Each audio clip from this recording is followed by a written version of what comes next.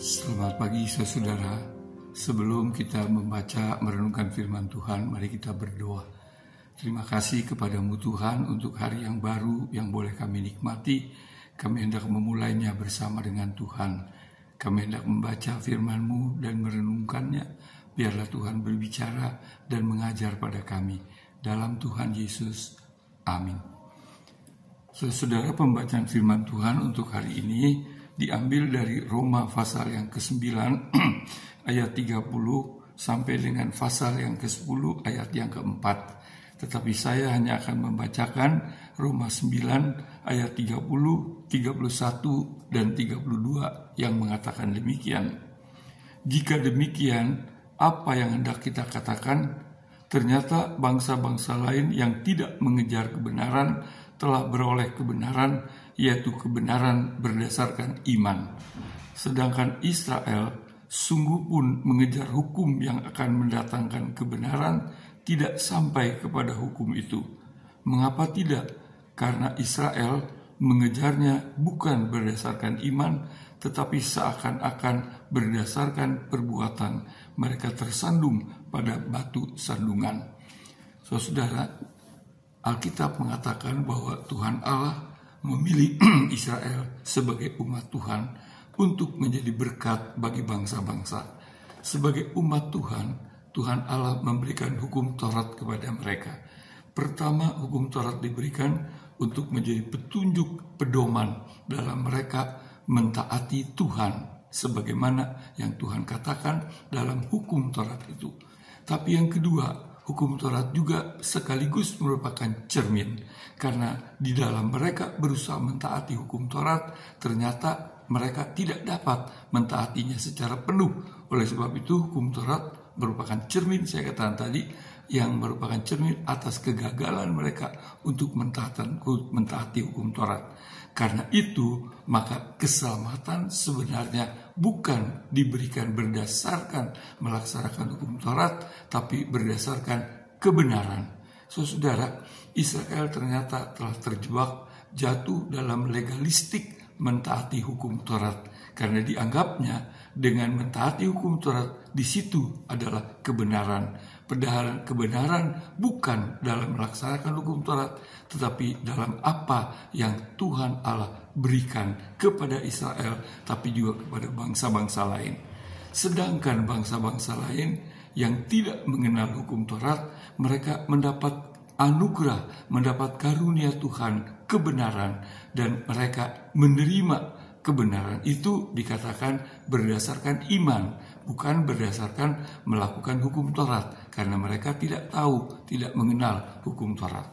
Jadi dengan kata lain, saudara, bahwa keselamatan baik untuk Israel maupun untuk bangsa-bangsa lain didapat bukan berdasarkan usaha, bukan berdasarkan perjuangan, bukan berdasarkan perbuatan, bukan berdasarkan melaksanakan hukum Taurat, tetapi berdasarkan atas iman, percaya kepada kebenaran. Dan kebenaran itu adalah Yesus Kristus yang telah berkata, "Aku adalah jalan dan kebenaran dan hidup," dan seterusnya. Jadi saudara, sekali lagi bahwa keselamatan baik bagi Israel maupun bagi bangsa-bangsa lain berdasarkan iman kepada kebenaran, dengan kata lain iman kepada Yesus Kristus sebagai Tuhan dan Juru Selamat.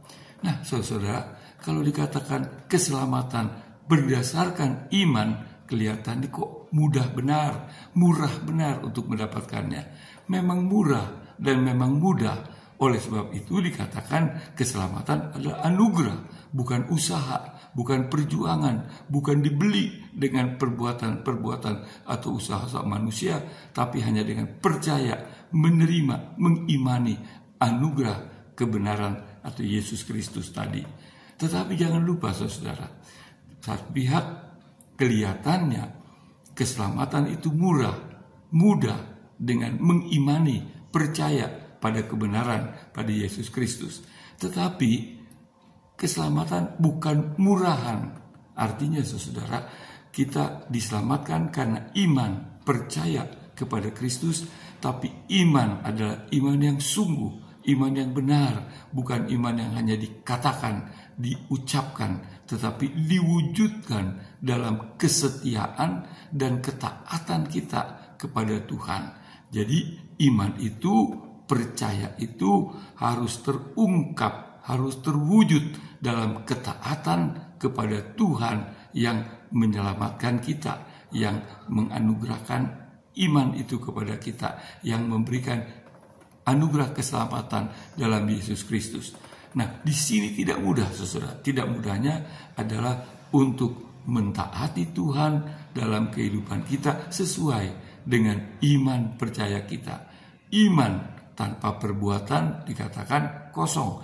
Iman tanpa perbuatan, tanpa ketaatan, tanpa keseriusan untuk mentaati Tuhan dengan sungguh-sungguh, itu adalah iman yang omong kosong. Jadi iman itu harus sekali lagi terwujud di dalam kesetiaan, ketaatan kita kepada Tuhan dan firman atau kehendak-Nya.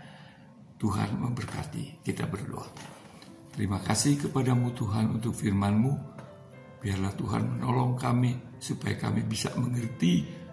Kami sungguh-sungguh beriman, percaya kepada kebenaran di dalam Tuhan Yesus Kristus. Tapi kami juga sungguh-sungguh mau mewujudkan iman kami dalam ketaatan kepada Tuhan, dalam kehidupan sehari-hari, dimanapun kami berada. Supaya iman kami teruji, terungkap dalam perbuatan ketaatan itu. Tolong kami, berkati hidup kami, keluarga kami, usaha dan kerja kami sepanjang hari ini dan hari-hari lainnya. Terima kasih Bapa, dalam Tuhan Yesus. Amin. Saudara, Tuhan memberkati kita semua. Amin.